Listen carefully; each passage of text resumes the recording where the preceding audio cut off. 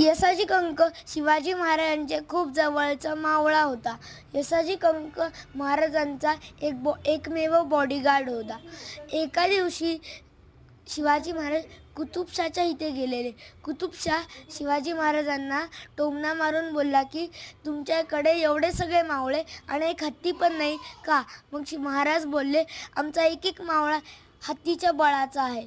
मग शिवाजी महाराज बोलले कुतुबशाहला तू कुठला पण मावळा घे.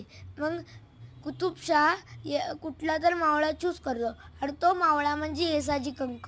येसाजी कंक खूप चांगल्यापणे वाचतात आणि त्या हत्तीला मारतात. 30 वर्ष येसाजी कंक आपल्या घरी नव्हते गेलेले आणि 20 वर्ष येसाजी कंक जावळीमध्ये राहिले.